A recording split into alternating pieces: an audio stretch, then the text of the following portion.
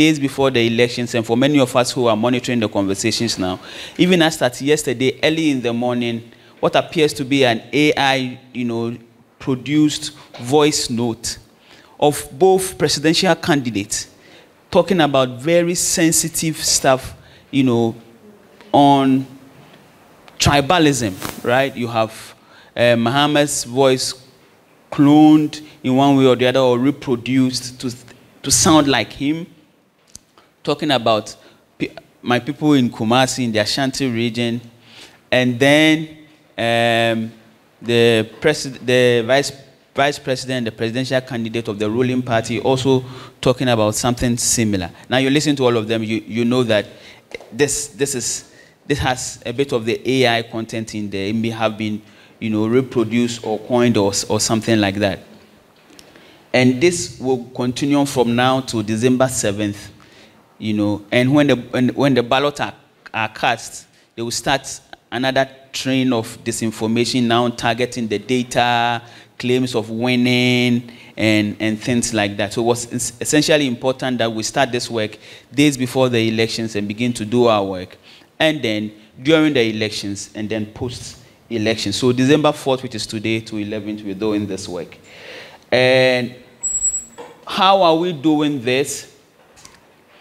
So currently we have 30 media monitors, people who have been trained to listen in on radio stations and TV stations. They've been assigned to some of the very known, troublesome radio and TV stations across the country, listening to it 24/7, giving instruments and gadgets to track the conversations, and in fact, where necessary, are able to give us the specific recordings to say, this is what is happening in here. And this morning, somebody cut a part of it and shared with us on the page that we were playing.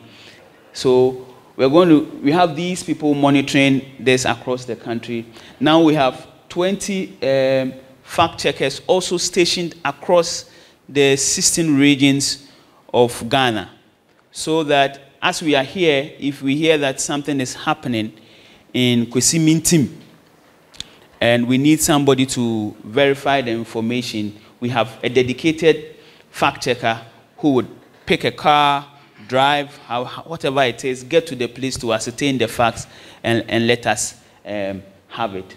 And then we have over 100 radio, TV stations, news websites who are partners, also scattered across the country. We understand that sometimes there's the possibility of producing your fact check reports and then publishing it on your own website here and sharing on your social media cards, when the problem is actually happening in the rural communities where disinformation comes in different forms. But now we've partnered with these radio stations, TV stations that produce in local language. And so far we've counted over 45 local languages that these radio stations are broadcasting and TV's broadcasting in. And so when we produce our content, we drop it in there, they pick it up and feed it into their programming for the elections, whether it is a news item, whether it's a magazine program, a morning show program, a news analysis program, they pick it in that if you're hearing so and so, the coalition which we are part of are indicating that it's not true and this is actually the fact in the language that their listeners understand.